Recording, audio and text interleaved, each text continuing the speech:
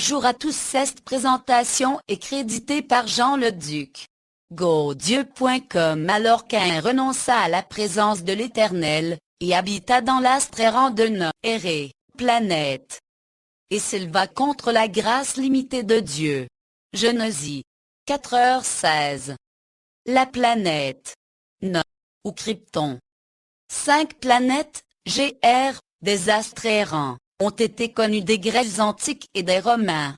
Ils ont baptisé ces étoiles non fixes du nom de leur dieu, Mercure, Vénus, Mars, Jupiter et Saturne. Uranus a été trouvé en 1781, Neptune en 1846 et Pluton en 1930.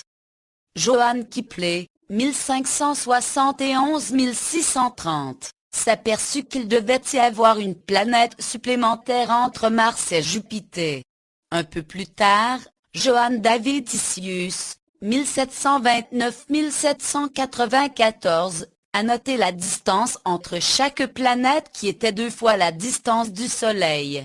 Johann formula ceci comme loi en 1778, menant à une recherche intensive de la planète manquante. Voir Phaéton, la planète perdue ainsi que Scarrof Mars.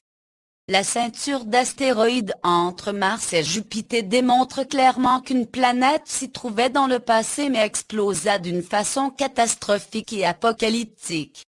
Dans l'exposé qui suit, nous allons voir que la planète Mars fut un satellite de cette planète mystérieuse et servait de base à ses habitants pour envahir la Terre dans le temps de Jéred, père d'Enoch, Genèse 5h18. Nous allons voir que cette planète énigmatique, qui est nommée par certains Testra, Phaéton et Krypton, est nulle autre que Noé ou Caïn fut banni avec toute sa descendance. Les Romains appelèrent Héphaïsto Vulcain et dirent que sa forge était sous le mont Tna.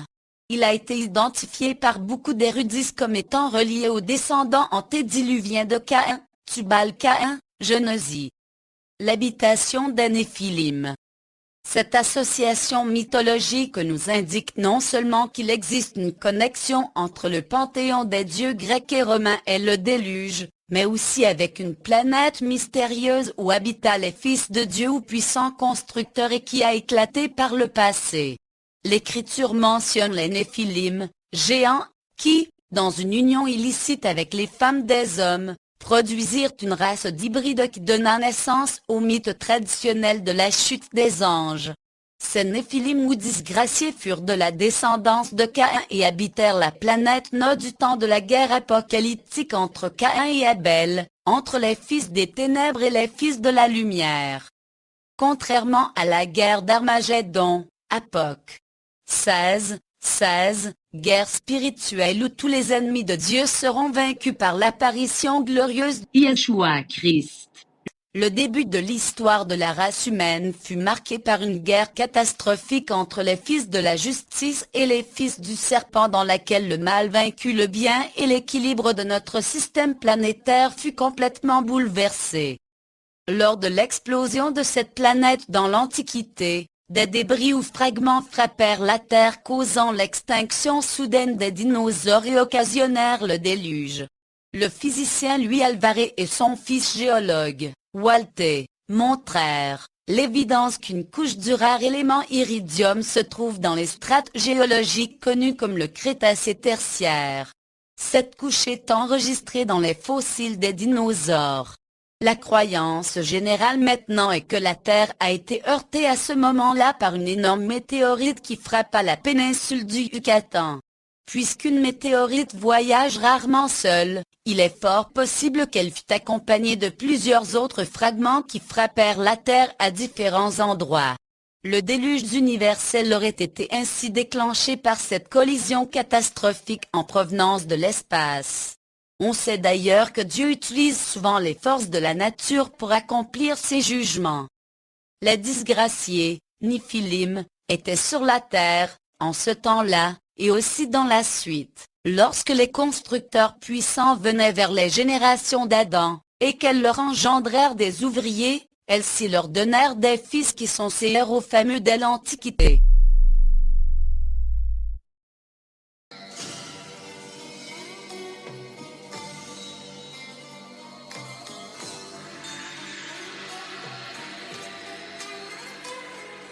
Let's take a trip back to civilization. Babylonian kings and ancient Mesopotamia. Research inscriptions and read translations. The myths and legends, what's fact from fiction? Depictions of giants who ruled the land. Double rows of teeth and six-fingered hands. The men of renown before the flood, where the angels fell to pollute the blood. They mingled their seed with both man and beast, and besieged the whole world with these circus freaks. They were drowned in the deluge, but once deceased, they became demon beings to corrupt beliefs. The basis of myths, these strange relations, the gods of the Greeks and the ancient pagans. They worship the sun and the moon and stars, and channel these spirits like avatars. From the Nephilim bloodlines from the fallen ones, the ancient hybrids and redhead giants have now returned like a deadly virus. From the Nephilim bloodlines from the fallen ones, the ancient hybrids and redhead giants have now returned like a deadly virus. Nimrod was the first after the flood to build a tower of bricks made of straw and mud.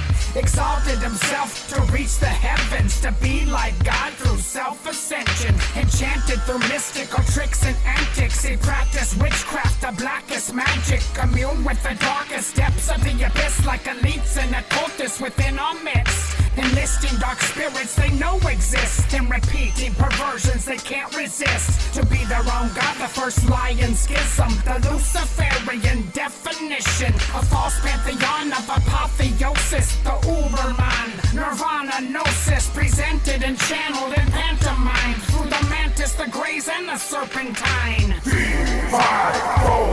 the Nephilim bloodlines from the fallen ones, the ancient hybrids and redhead giants have now returned like a deadly virus. From the Nephilim bloodlines from the fallen ones, the ancient hybrids and redhead giants have now returned like a deadly virus. From the start of time until the end of days, there's no secrets to find or mysterious ways, hidden in plain sight, right up in our faces. Romans 1:22 repeated through the ages. Professing to be wise, they became as fools. Worshipped idols made with their human tools. Fused science mixed with the mystery schools to manipulate DNA molecules. First fallen angels bred with human beings, then they were fairies and elves and changelings. Next we had alien grays abducting. Now the new disguises inside our machines. These demons of old are well acquainted, back from the days when the blood was tainted. Invaded the earth like space invaders to corrupt the blood of our coming savior. From the Nephilim bloodlines from the fallen ones, the ancient hybrids and redhead giants have now returned like a deadly virus. From the Nephilim bloodlines from the fallen ones, the ancient hybrids and redhead giants have now returned like a deadly virus.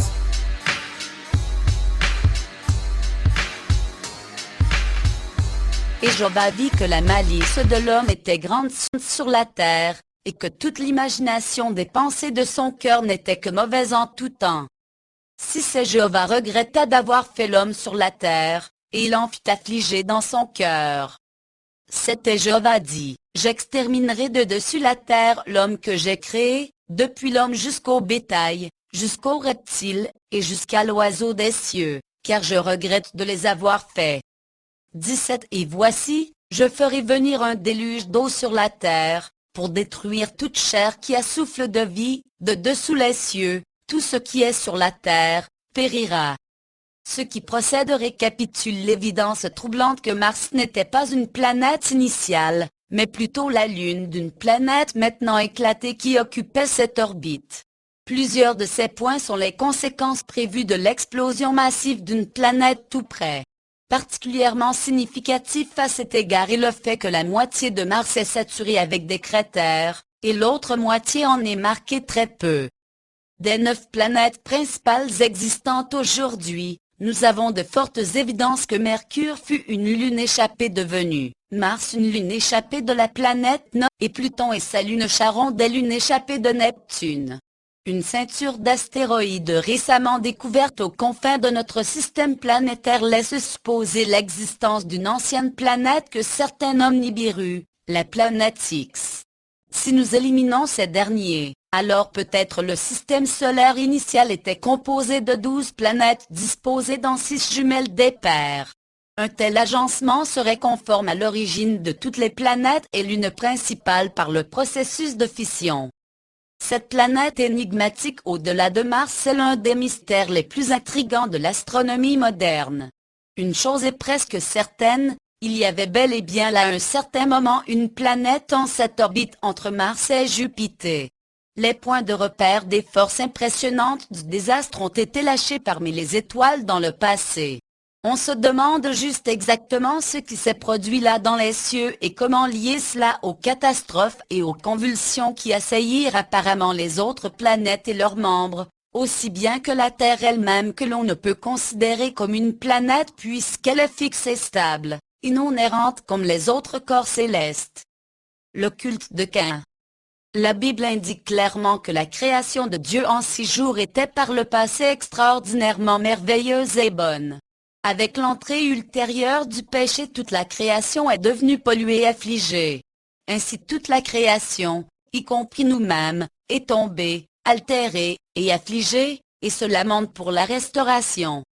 Nous arrivons ainsi à l'indication que Caïn et sa descendance adamique selon la chair instituèrent un culte opposé à celui de son frère Abel. Toutes les indications nous permettent de reconnaître que Caïn inaugura le culte d'adoration du soleil, c'est-à-dire le culte de l'intelligence qui se nomme aussi le culte du moi ou le culte de l'enchantement de soi, du mot hébreu nachash qui signifie enchantement et raisonnement, et qui fut traduit figurativement par serpent. Ce terme est relié dans l'Apocalypse à dragon, celui qui admire attentivement, l'illuminé ou l'initié, un souverain. Ceci identifie Caïn comme le premier souverain pontife, c'est-à-dire le premier antichrist. Il est significatif que nous retrouvons chez les hindous une pratique de ce culte qui se nomme le Kundalini ou l'ascension du serpent de feu vers le soleil intérieur de l'âme. Cette relation nous indique pourquoi les anciennes civilisations furent imprégnées de pratiques magiques de toutes sortes. Que Caïn fut l'origine de l'adversité contre Dieu est confirmé par le grand exégète biblique Matthieu Henry. Matthieu Henry commentaire, vol 1, page 36. 37, Ève aurait été satisfaite que son fils Caïn fût l'accomplissement de la promesse, le Messie promis.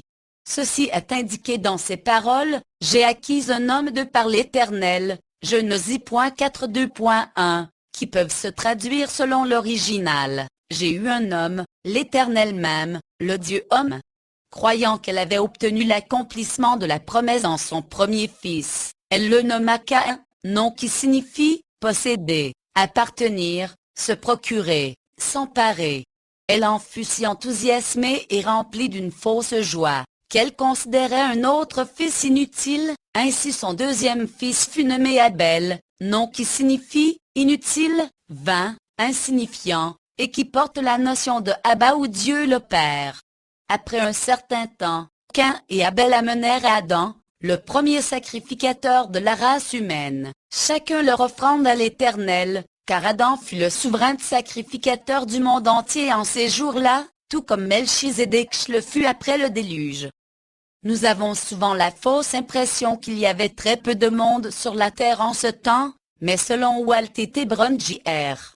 Int Bejaning, les statistiques impliquent qu'en ce temps, les gens avaient de grosses familles, probablement de 9 enfants ou plus, avec une longévité de vie inouïe. Si cela fut la grosseur d'une famille typique en ces jours, la population du monde avant le déluge fut donc possiblement dans les billions. Il est significatif que l'Écriture mentionne l'offrande de Caïn en premier. Ceci nous indique qu'il fut le plus considéré des fils d'Adam. En effet, l'Écriture nous enseigne clairement que le droit d'aînesse allait généralement au premier enfant mâle qui ouvrait la matrice, Nombre 3, 12,13. Sûrement l'influence de la mère de Caïn, qui le croyait être l'accomplissement de la promesse et qui voyait son fils premier-né comme étant Dieu manifesté dans la chair, modifia la personnalité de Caïn qui se croyait être le Messie et s'enfla d'orgueil. Nous voyons ceci dans l'attitude qu'il avait lors de la présentation de son offrande, attitude qui fut celle du pharisien face au publicain, le pharisien debout, priait ainsi en lui-même, M0N Dieu, je te rends grâce de ce que je ne suis pas comme le reste des hommes. Ou même comme ce publicain. Le publicain, se tenant à distance, n'osait même lever les yeux au ciel, mais il se frappait la poitrine, en disant, M0N Dieu, sois apaisé envers moi, qui suis un pécheur. Je vous le dis, celui-ci descendit dans sa maison justifié, plutôt que l'autre. Car quiconque s'élève sera abaissé, et celui qui s'abaisse sera élevé. Luc 18 2.9-14. Caïn, le pseudo-possesseur de la promesse, le faux Messie est Dieu de ce monde, sous le règne du pouvoir de la chair, rempli d'orgueil et de confiance en lui-même, offrit son sacrifice selon le fruit de ses œuvres, Genèse 4, 3, et ainsi son sacrifice fut une abomination à l'Éternel. Professeur 15, 8, Gal. 2, 16. Mais Abel, l'inutile, le marginal, offrit son sacrifice par la foi dans la promesse à venir, et fut justifié, montrant qu'il fut humble et repentant. Le fait qu'Abel fut un berger, nous indique qu'il fut un dirigeant spirituel, tandis que Caïn, comme laboureur, fut un dirigeant politique caractérisé par la soif du pouvoir. Une traduction étymologique contextuelle de Genèse 4 2.5 nous aidera d'ici à comprendre davantage. Or, Adam connut Ève sa femme, et elle conçut, et enfanta Caïn du raisonnement qu'elle acquit, et elle dit, j'ai acquis un homme qui est l'Éternel même. Elle enfanta encore son frère Abel qu'elle considérait insignifiant, et Abel dirigeait la conversion des êtres vivants, mais Caïn gardait les hommes sous l'esclavage. Or, au bout de quelque temps, Caïn proposa la délivrance des hommes en offrande à l'Éternel. Et Abel présenta, lui aussi, le droit d'aînesse de la conversion, et de son enrichissement. Et l'Éternel eut égard à Abel, et à son offrande. Mais il n'eut point égard à Caïn, ni à son offrande, et Caïn s'enflamma de colère, et sa présence fut disgraciée, Naphal égale Néphilim. Comme fils d'Adam, qui fut le chef et roi de la race des vigilants. Genèse 2h19, ou fils de Dieu, constructeur puissant, selon une nuance de l'original. Caïn et Abel détenaient des positions importantes dans l'administration et la direction de ces puissants constructeurs après la chute. Le texte sacré nous indique que Caïn gardait intentionnellement les hommes dans l'esclavage de la chair, tandis que son frère Abel se préoccupait de leur conversion d'après la promesse édénique dans Genèse 3, 15. Nous voyons ainsi que Caïn avait la direction politique et Abel la direction spirituelle du peuple des vigilants. Genèse 2 2.18-20, Bible de l'épée. Caïn tenta de marchander avec Dieu en lui offrant subtilement la délivrance du peuple qu'il gardait sous son esclavage, s'érigeant ainsi lui-même comme Messie et Sauveur. Mais jaloux du fait que Dieu approuva l'offrande de son frère et non la sienne, Caïn tua Abel, Genèse 4 2.8, de même que celui qui est né selon la chair persécute celui qui est né selon l'esprit. Gal 4 2.29. Dans son raisonnement tordu, Caïn tua son frère dans le but de forcer Dieu à le justifier selon ses œuvres, de s'emparer de l'héritage réservé uniquement aux justes, et de s'établir comme souverain pontife sur la race des vigilants. C'est de lui que Yeshua parle lorsqu'il dit aux Juifs, « Vous avez pour père le diable, et vous voulez accomplir les désirs de votre père ?» Il a été meurtrier dès le commencement, et il ne se tient pas dans la vérité, parce qu'il n'y a pas de vérité en lui. Lorsqu'il profère le mensonge, il parle de son propre fond, car il est menteur et le père du mensonge. Jean 8h44. Il est indéniable que Caïn fut le premier meurtrier et le premier menteur de la race humaine. Genèse 4, 8,9, le chef de la puissance des ténèbres. Depuis la destruction du monde par le déluge, l'esprit de Caïn qui est réservé sous l'obscurité dans des liens éternels, jusqu'au jugement de la grande journée. Jude 6, et l'esprit de voleur qui vient que pour dérober, tuer et détruire. Jean 10, 10, l'œuvre du Seigneur Yeshua, c'est-à-dire pour contrarier ses pas. Genèse 3, 15. Caïn est donc l'incarnation officielle de Satan dans la chair, le prince des enfants de la rébellion dans la postérité du serpent. Comme la personnification de l'esprit du mal, 1 Jean 3h12, de l'esprit du raisonnement subtil d'indépendance qui résidait dans ses parents, Caïn devint le diable authentique, l'ennemi de Dieu. Caïn est donc le résultat de la chute de l'esprit de l'homme dans la chair, et non point le résultat de la chute d'un ange mythique qui se nommerait Lucifer. La cité de Caïn ou cité des anges. Par opposition au culte à l'Éternel établi par Seth, Caïn fonda le culte de l'intelligence, confrontant la lumière de l'esprit de l'homme, à la lumière de l'esprit de Dieu. Caïn fut celui qui construisit la première cité et la nomma Enoch, d'après le nom de son fils, Genèse 4, 17. Il ne faut pas comprendre ici le mot cité dans le sens moderne d'une ville. Dans le texte hébreu, le mot employé Zétir vient de Ur qui signifie ouvrir les yeux, c'est-à-dire un réveil qui contrôle, une position élevée. Rouza John Rushdoni, Revolt Against Maturity, nous dit que ce mot porte une signification démoniaque de vengeance et de terreur qui provient d'un démon contrôleur. Tandis que le mot Enoch signifie initiation et consécration, et porte la notion de sacré. Nous trouvons ici tous les éléments d'une religion organisée qui domina la nouvelle civilisation des Kénites par la force et la terreur. Elle est consacrée à Caïn qui en est le grand initié, le dieu soleil, et le souverain pontife, et son administration est entre les mains d'illuminés et de vigilants qui possédaient une science prodigieuse.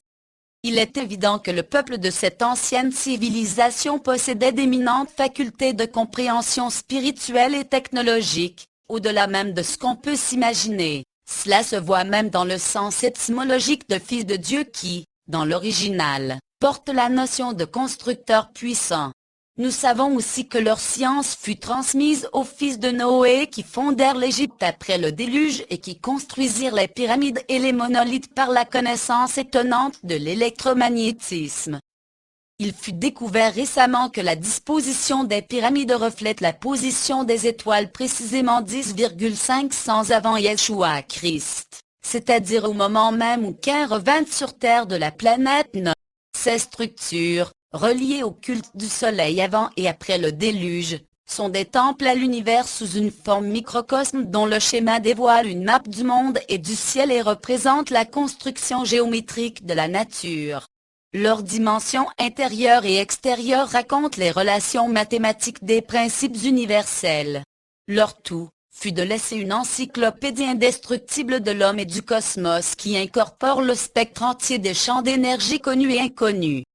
Il faut mentionner ici que la science de l'électromagnétisme par laquelle les constructeurs des pyramides firent flotter dans les airs d'énormes blocs de granit, fut redécouverte dernièrement par le Dr Petema, professeur de physique à l'université de Nottingham en Grande-Bretagne, de Ottawa Citizen, 12 avril, 19, qui travaillait sur un projet expérimental d'antigravité.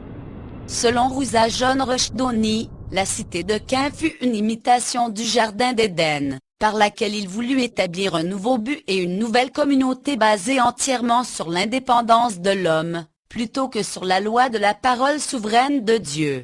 L'homme fut chassé en dehors d'Éden vers l'est ou l'Orient, le pays où le soleil se lève, le point de départ. L'homme cherchait ainsi un nouveau commencement, mais Caïn cherchait un nouveau début sans Dieu et contre Dieu. Cette cité, imitation de la cité de Dieu en Éden, fut construite en réalité comme un défi à Dieu, un acte d'agression contre Dieu, et un nouveau début désigné uniquement pour usurper le début de Dieu en Éden. En créant cette nouvelle cité comme un nouvel Éden, et en fermant les portes à Dieu, Caïn s'établit comme le nouveau créateur à la place de Dieu. Ainsi le monde était pour avoir un nouveau début en Caïn, sous la condition de fermer les portes à Dieu. Nous voyons ceci dans la traduction étymologique de Genèse 4, 23. Et Lémec dit à ses femmes, Ada et Tsia, écoutez ma voix, femmes de Lémec, prêtez l'oreille à ma parole, oui. J'ai tué un homme pour ma séparation d'avec Dieu, et un jeune homme pour mon attachement à Caïn. La cité de Caïn fut donc un royaume, un empire qui incorporait tout notre système planétaire, sauf la Terre, car tout ce qui fut en rapport avec le Soleil était sous sa domination. La location centrale de sa puissance demeure toutefois énigmatique. Cain construisit le centre de cette nouvelle civilisation dans le pays de Nod, comme nous avons déjà vu. Nous savons aussi que le mot Nod signifie errer et exilé, et qu'il correspond en grec au mot planète d'où nous avons le mot planète. Nous avons ainsi l'indication que le pays de Nod fut une planète dans notre système solaire où Cain et sa descendance habitèrent après qu'ils furent bannis de notre terre. Genèse 4, 11, 14, 16. Les découvertes récentes des sondes spatiales de la NASA nous permettent d'identifier la planète de Nod comme étant la planète perdue de Astra ou Phaéton dont Mars, qui en fut le satellite, servait de base à Cain. C'est en effet sur Mars, la planète rouge, que nous retrouvons cette base de Cain comme étant Sidonia, nommée aussi la cité des anges par plusieurs recherchistes. Tout comme sur Astra, Mars aurait été transformé par les Canites en un nouveau jardin d'Éden, un jardin matériel par opposition au jardin spirituel de Dieu. Puisque Dieu avait tout débuté sur notre terre, Cain, en opposition fit un autre début sur un nouveau monde qu'il décida de recréer à son image. L'ancien texte gnostique sur les origines du monde nous donne une indication où se trouvait ce nouvel Éden de Cain. Alors la justice créa le paradis à l'extérieur de l'orbite de la Lune et de l'orbite du Soleil dans le monde perfide situé dans l'Est au milieu des pierres. Les pierres mentionnées dans ce texte correspondent à la ceinture d'astéroïdes située entre Mars et Jupiter qui, d'après le scientiste Ralph Ster, firent partie d'une ancienne planète qui explosa en milliers de fragments, et donna naissance aux météorites qui pénètrent de temps en temps notre atmosphère comme des étoiles filantes. Cette planète fut l'habitation principale et le centre de la puissance des anciens vigilants qui tomba sous la domination de l'autorité temporelle de Cain. La descente des fils du ciel. Nous arrivons ici aux anges qui ont péché et qui sont enchaînés dans l'abîme, parce qu'ils n'ont pas gardé leur origine et ont abandonné leur propre demeure. Le contexte de 2 Pi 2, 4 qui est relié à Jude 6, nous indique que l'apôtre Pierre situe les anges ou les messagers qui ont péché dans le temps de Noé avant et après le déluge. La rébellion de Nemrod immédiatement après le déluge n'était qu'une reprise de la rébellion de Cain d'avant le déluge. Il n'y a aucun doute que ces versets se rapportent à Genèse 6, 1, 7, où nous voyons la déchéance des fils de Dieu qui furent remplis de malice. L'imagination des pensées de leur cœur n'étant que mal en tout temps. Genèse 6.5. Ces anges déchus ou fils de Dieu qui ont abandonné leur propre demeure se rapportent à la branche des vigilants qui se soumirent à la direction de Cain. Ceux-ci devinrent connus comme des Néphilim, c'est-à-dire les disgraciés, par rapport aux vigilants qui demeurèrent fidèles à Abel. Une guerre apocalyptique se déclencha entre ces deux clans dans laquelle Abel et ses fidèles furent entièrement détruits.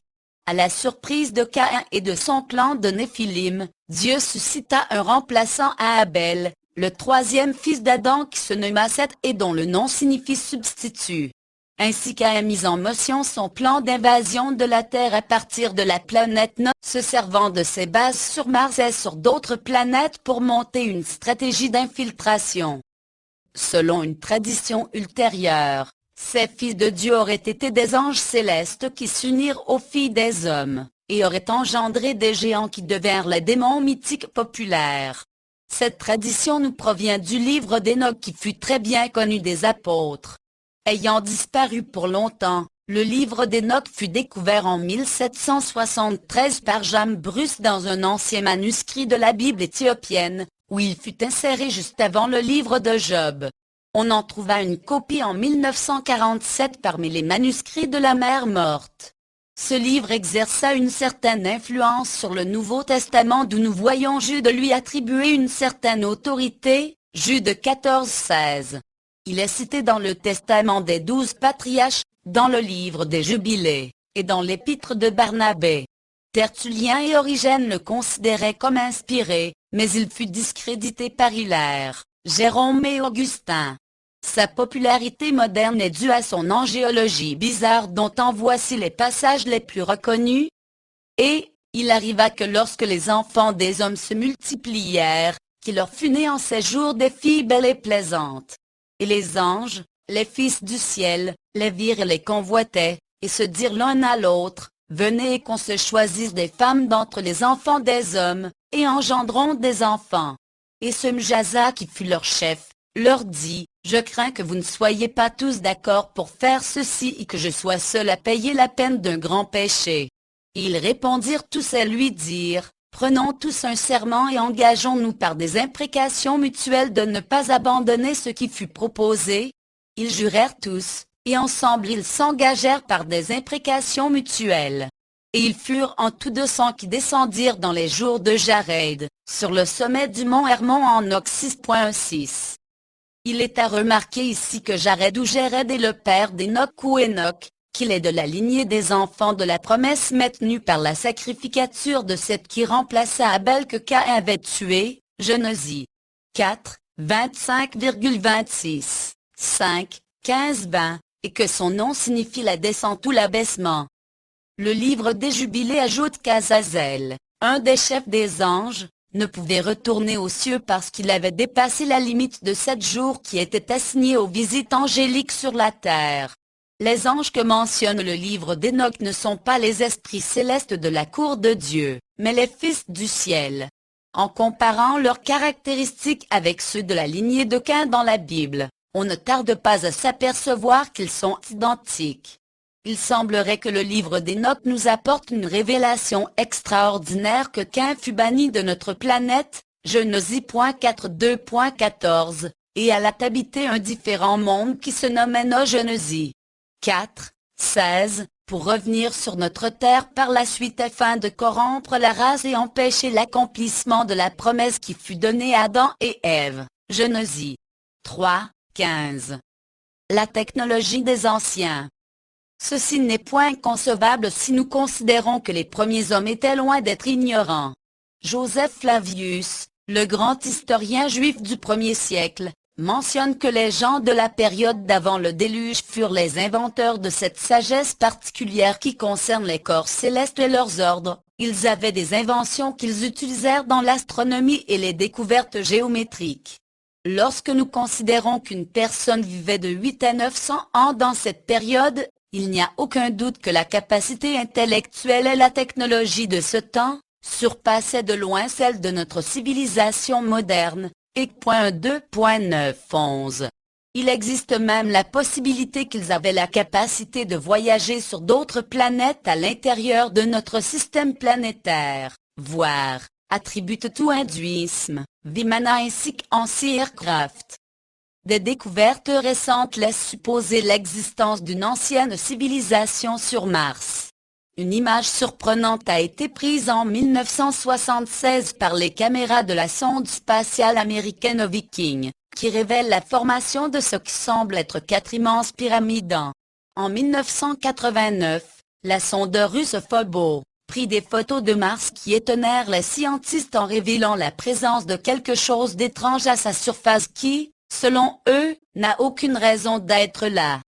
Ce fut les scientistes Vincent Di Pietro et Gregory Molansar qui, étant affiliés avec la NASA, découvrirent dans les photos de la sonde Viking, des pyramides sur la surface de Mars. Richard Hoagland, écrivain scientifique relié au travail de Di Pietro et de Molansar, analysa les photos de la sonde numéro 35 à 72, et fit l'étonnante découverte des ruines d'une cité qui aurait fait partie d'une ancienne civilisation sur Mars. Hoagland mentionne un fait important qui indiquerait la cause probable de la destruction de cette civilisation. Selon ses calculs, l'axe de la planète Mars changea il y a quelques milliards d'années. Tout semble indiquer que Mars fut la lune de Noé ou qu'elle a habité après avoir été bannie de la Terre Genèse 4, 14-16, et interdit d'y revenir sous la peine d'un châtiment éternel, Jude 6. Le bouleversement mentionné par Hoagland eut donc lieu quelques milliers d'années, et non quelques milliards d'années, comme nous allons voir. Cette découverte de Hoagland est très significative à la lumière des recherches du scientiste Ralph Ster, citant Lost Planet. Celui-ci a découvert l'existence d'une planète qui se trouva entre Mars et Jupiter, et qui aurait explosé à un certain moment donné. Après une analyse soigneuse et scientifique de fragments météoriques, les tectites, qui proviendraient des restes de cette planète perdue, Ster mentionne que les évidences le portent à penser que cette catastrophe aurait été provoquée par une civilisation très avancée, si selon lui, l'homme aurait existé en ce temps fort reculé. Mais il ne pouvait concevoir la réalité d'une telle existence antérieure de l'homme, puisqu'il ne compara pas ces informations avec l'écriture qui mentionne une catastrophe de ce genre au temps de Noé. Toutefois, sa théorie de la destruction d'un corps céleste entre Mars et Jupiter indiquerait la cause principale qui engendra la destruction de la civilisation sur Mars. Nous savons que ceci n'est qu'une hypothèse, toutefois les circonstances contenues dans les récits bibliques et scientifiques s'entendent mutuellement pour lui donner de la crédibilité. Nous la présentons seulement parce qu'elle donne une explication plausible des conflits qui existèrent dès le matin de la race humaine entre les fils de Dieu et les fils du serpent, entre la justification par la foi et la justification par les œuvres. Beaucoup d'évidences pointent à ce que la destruction de cette planète perdue se produisit au temps de Noé, résultant en une catastrophe cosmique qui s'étendit partout dans notre système solaire. Elle détruisit tout ce qui avait signe de vie dans la création entière, Genèse 2.7,17, et bouleversa le système écologique de différentes planètes qui auraient pu être habitables en ce temps. Le fait que plusieurs corps célestes contiennent de l'eau, source de toute vie, qui est soit gelée ou mélangée avec des gaz quelconques, est un indice de ce bouleversement écologique.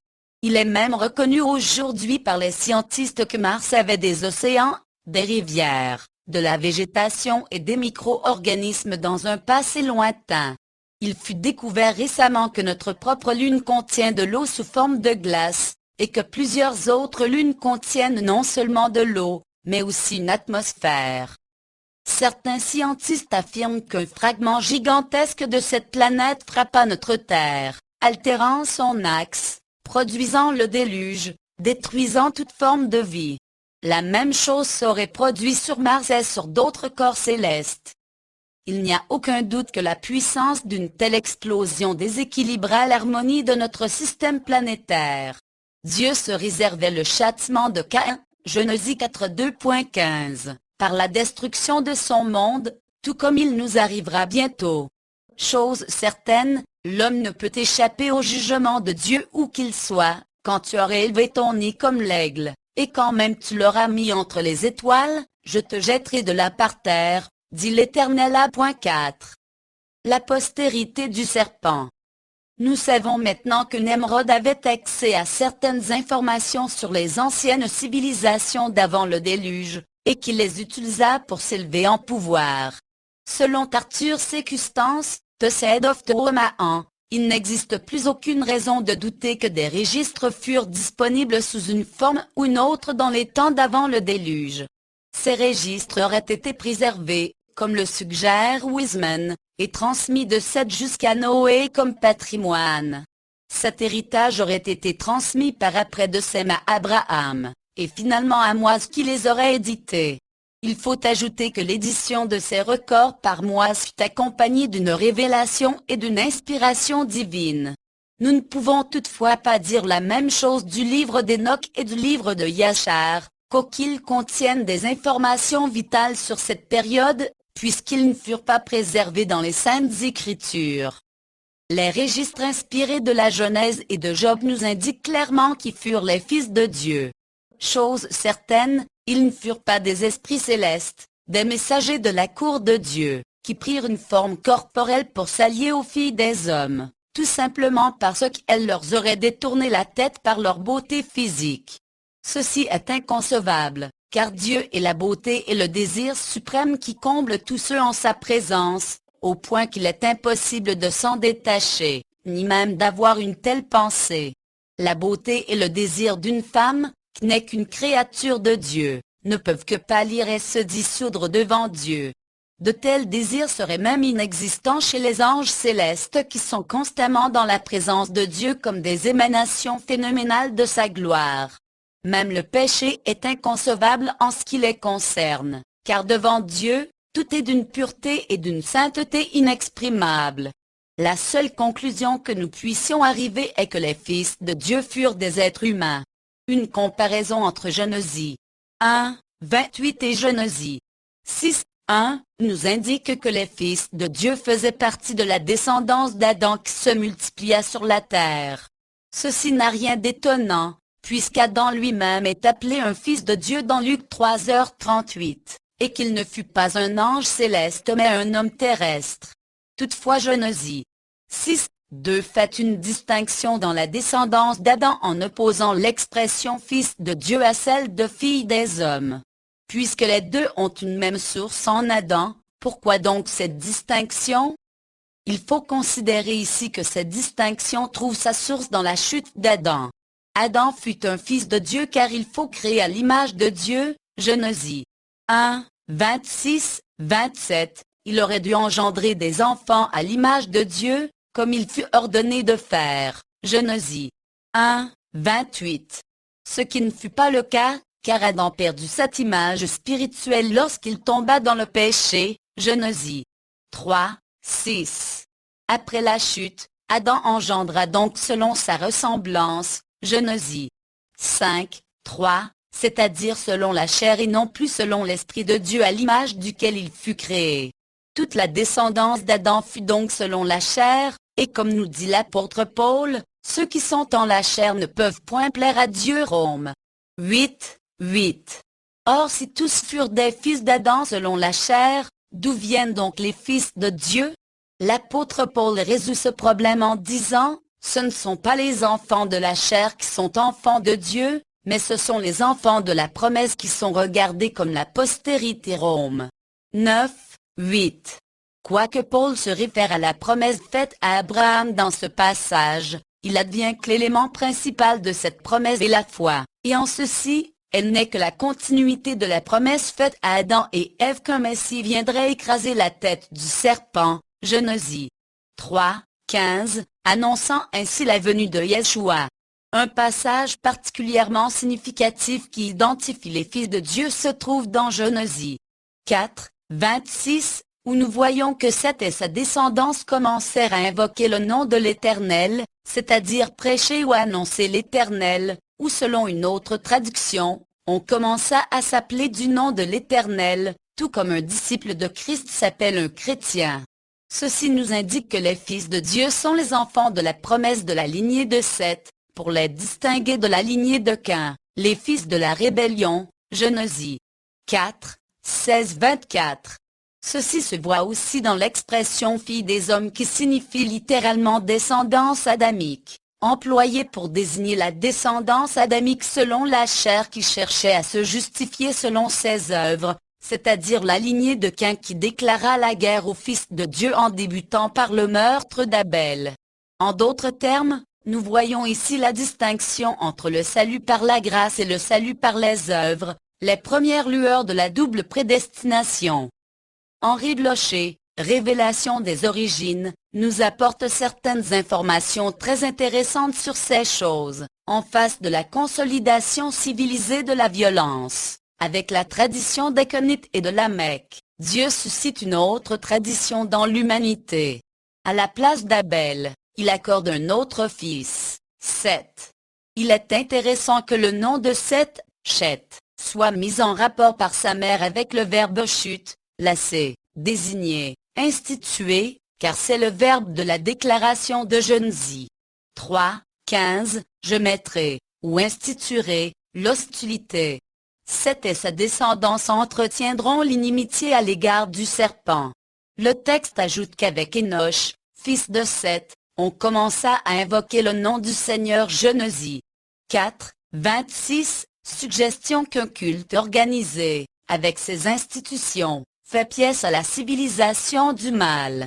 Enoch, qui marcha avec Dieu, Genèse 5, 22, 24, et Noé, l'instrument de la consolation, Genèse 5, 29, montre que la grâce de Dieu n'a pas été vaine dans la lignée de Seth. Or nous voyons que Seth et sa descendance furent les fils de Dieu selon l'esprit de la promesse de la venue du Messie, et ainsi ils perpétuèrent la foi d'Abel qui offrit à Dieu un sacrifice plus excellent que celui de Kéneb. 11, 2. Le culte sanglant qu'Abel institua par révélation, Genèse 4, 4, prémisse du sacrifice de Christ comme l'agneau de Dieu, Jean 1, 29, devait durer jusqu'à la venue du germe ou postérité de la femme, c'est-à-dire du Messie, de Yeshua, le médiateur de la nouvelle alliance, et de l'aspersion de son sang qui parle de meilleures choses que celui d'Abel. 12, 24. Ces choses nous indiquent que le sacrifice d'Abel fut le début d'une sacrificature semblable à celle de Melchizedek qui se propagea dans la lignée de Seth, où chaque patriarche a été responsable pour en exercer les fonctions. La postérité du serpent devait être séparée complètement, chassée même de la terre. Genèse 4, 14, afin de ne pas corrompre la lignée de Seth et empêcher le germe de la femme, le Messie, de venir au temps désigné selon la promesse. La phrase « Et je serai vagabond et fugitif sur la terre » peut très bien se traduire aussi « Je serai perdu en fuyant de la terre », nous indiquant la condamnation absolue de Caïn et sa postérité qui n'ont point gardé leur origine, mais qui ont abandonné leur propre demeure. Jude 6. Il était donc absolument essentiel que les Kénites soient complètement exilés de notre planète pour empêcher la destruction des Sétites. Malgré la peine d'un châtiment éternel qui les menaçait, les Kénites revinrent sur la terre de leur planète avec un plan bien défini, s'emparer du royaume de Dieu et de la promesse par une ruse perfide et habile. Ils instituèrent des mariages mixtes afin de corrompre la race des Sétites et engendrer une nouvelle race par laquelle ils forceraient Dieu à les inclure dans la promesse. Les mariages mixtes entre les enfants de Dieu et ceux du dehors furent toujours interdits, autant pour la race d'avant le déluge que pour Israël. Exemple 34, 16, 2, 7, 3,4, que pour les chrétiens, et le corps. 7, 39. Même la confession de foi de Westminster le déclare. Il est du devoir des chrétiens de ne se marier que dans le Seigneur. Par conséquent, ceux qui professent la vraie religion réformée ne devraient épouser ni infidèles, ni papistes, ni d'autres idolâtres. Leur piété devrait également les empêcher de s'unir par mariage avec des personnes notoirement connues pour leur inconduite ou qui soutiennent de dénables hérésies. C'est le retour des Kénites sur la terre qui donna naissance à la légende de la chute des anges dans le livre d'Enoch, et aux idées modernes de visite périodique d'extraterrestres. On ne peut toutefois pas considérer les Kénites comme des extraterrestres, extranéens ou aliénigènes, car ils furent simplement des terriens exilés qui revinrent sur leur planète natale. La Bible leur donne le nom de Néphilim, nom qui fut traduit par géant et dont la signification est les disgraciés, les extraterrestres. Il en advient toutefois qu'il existe la possibilité que Nemrod, qui s'était emparé de la science des anciens vigilants, fils des cieux, après le déluge et qu'il la réservait à son groupe d'élite, les Néphilim, pour dominer sur le monde, soit retourné sur la Lune et sur Mars. De là le pourquoi de la construction de la tour de Babel selon des anciens textes. La descendance de ce groupe d'élite de disgraciés s'y trouverait encore de nos jours, revenant à leur base secrète sur Terre de temps en temps, ce qui expliquerait pourquoi tant de gens ont vu des ovnis de tout genre à travers l'histoire. Nous savons d'ailleurs que certains de nos gouvernements ont fait un pacte secret avec une race d'aliénigènes qui se nomme les Gris, des humanoïdes, mutation biologique créée par les élites de Nemrod, dans le but d'obtenir leur technologie et de retourner parmi les étoiles avant que la Terre soit détruite de nouveau. Toutefois, les patriarches de la lignée de Seth gardèrent l'intégrité de la foi jusqu'à Noé, ce qui permit de défaire le plan des Kénites et de préserver la promesse intacte. L'alliance de ces deux branches de la race humaine fut une alliance entre les générations des cieux et les générations de la terre. Genèse 2.4, la lignée de Caïn étant les enfants des cieux, c'est-à-dire des cieux stellaires de l'espace ténébreux réservés aux astres errants, les fils de la rébellion, et la lignée de Seth étant les enfants de la terre où Dieu est présent spirituellement dans les enfants de la promesse.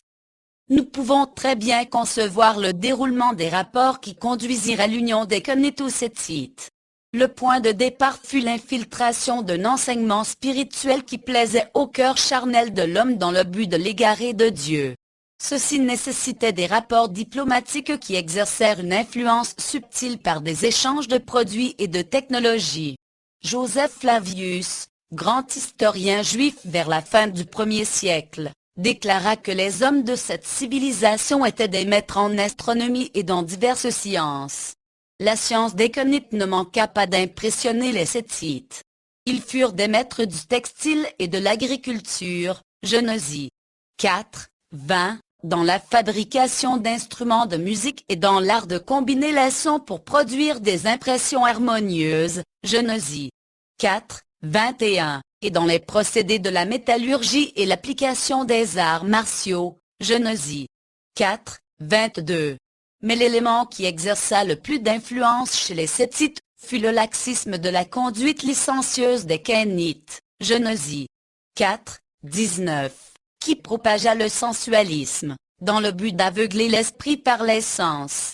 Le livre d'Enoch ajoute qu'ils enseignèrent aux femmes l'art de charmer et le pouvoir de l'enchantement, ainsi que les propriétés des plantes et des racines et l'utilisation des cosmétiques, en Enoch 7, 1, 6, 8, 1, 4.